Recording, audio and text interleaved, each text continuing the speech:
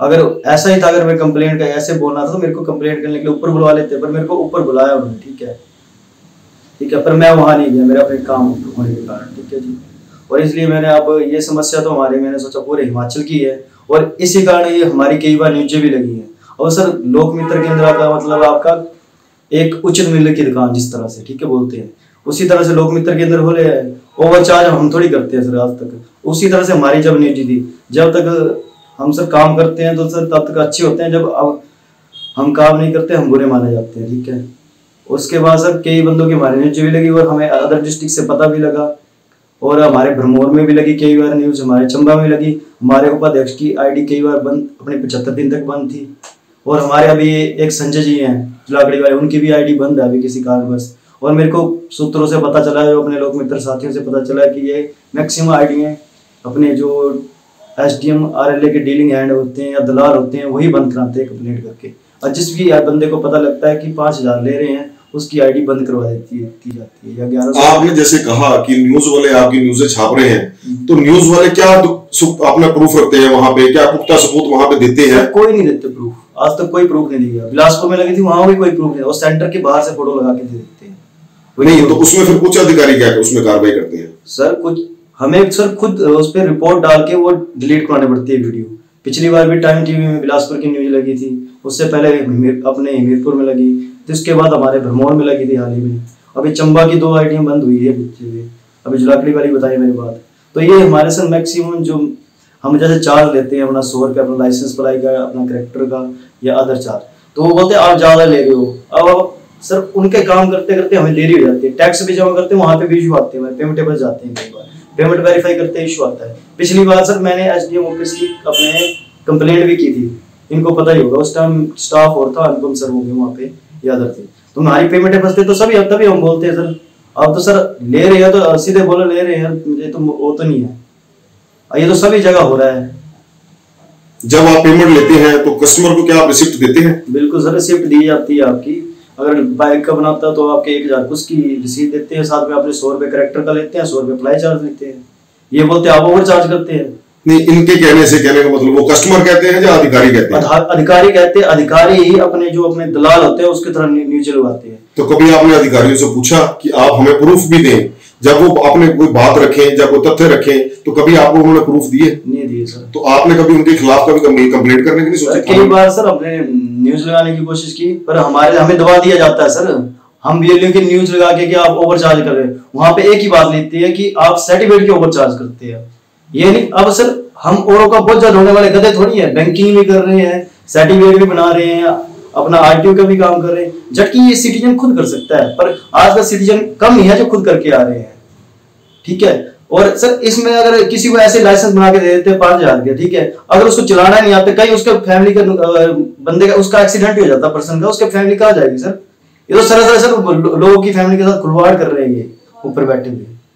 नहीं, आप ये आज भी जैसे अधिकारी को आपने कहा कि मिलने गए थे, आज किसके पास जाके मिल गए हैं? हम DC ऑफिस चंबा गए थे, अपने DC सर के पास मिले आप? DC सर से? मुकेश जी से मिलके आया। अच्छा, तो मुकेश जी को आपने आज क्या बात कही कि क्या आज उनको कोई ज्ञापन दिया या कोई एप्लीकेशन दी? सर ज्ञापन दे के आए, जो हमारे BLDO की समस्या है, लोक मित्र संचालक की समस्या है, वो बताई है हमने, वो जो मेन इशू था वो बात की, और हम एविडेंस के साथ गए हुए थे सर, पर वो मान रहे नहीं थे, बोलते हमें कोई प्रूफ दो, हम ऐसे SDM पे कार्रवाई नहीं कर सकते, ऐसा। पर मैंने बोला कुछ तो करे सर, हम आपने आपका ज्ञापन दिया, अब आगे एक्शन ले। आपने ज्ञापन में क्या बात अपनी रखी थी? सर मैंने वहां पे जो आपका मेरे साथ हुआ था वो भी लिखा हुआ था, साथ में जो मेरे पास रिसिप्टें थी उस बंदे की पेमेंट की, वो अगर पेमेंट बंदे ने की है तो उसके वहां से जो पेमेंट हुए तो पता लग सकता बंदे ने की है, मैंने अलग से पेमेंट की होगी, ठीक है। अब उसने लाइसेंस अप्रूव करा दिया डायरेक्ट, ठीक है, 190 की पेमेंट के बाद, उसके बाद वो पेमेंट आगे हो रही नहीं थी पर्सन की, जो आपकी 1075 की पेमेंट कटनी थी। ये बात हम DC साहब समझ नहीं पा रहे थे। अच्छा, मेन इशू तो है आपका जो एड ऑन का लाइसेंस था उसमें कौन सी फीस ले रहे हैं 5000 की? मानता हूँ करा देते हैं, रिश्तेदारी में करा दिया किसी का काम, अब एडिशन की कौन सी फीस 5000 की?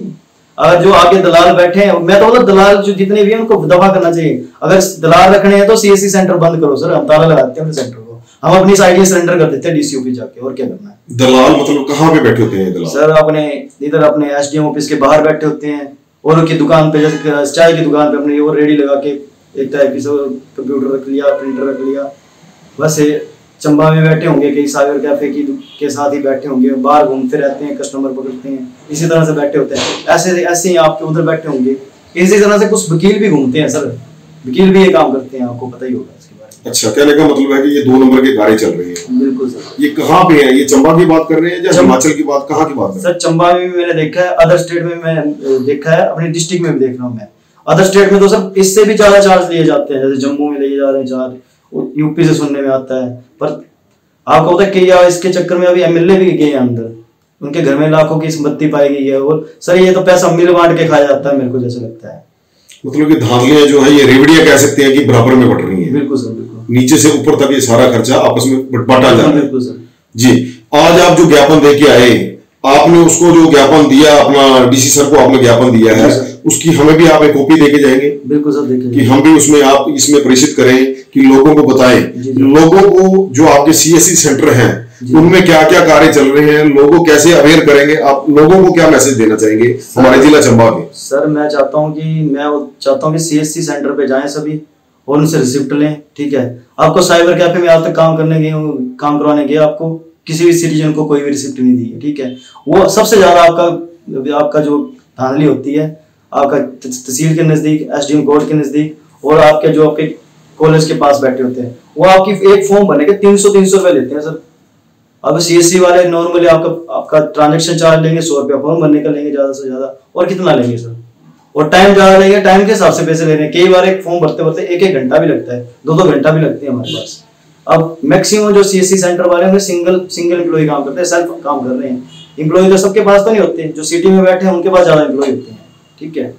ये चंबा के लोगों को आपका क्या मैसेज रहेगा, क्या संदेश रहेगा? सर चंबा के लोगों का मेरा ये संदेश रहेगा कि बाहर जाके काम ना कराएं, सीएससी सेंटर पे काम करें और अपना जो रिसिप्ट लें हर चीज की, ठीक है। अगर रिसिप्ट नहीं रहते हैं तो अगर उन्होंने कोई रजिस्टर लगाया तो वहां पे उसका डाटा एंटर करा के आए, और पेमेंट तो हर बार रिसिप्ट की कटती है, ठीक है। और ज्यादा से ज्यादा चार्ज मतलब जो जेन्युइन चार्ज बनता है वही देना सबको, जितने भी सीएससी सेंटर है। आपका कहने का मतलब है चंबा के लोगों को, चंबा की जनता को अवेयर होने की जरूरत है। बिल्कुल सर।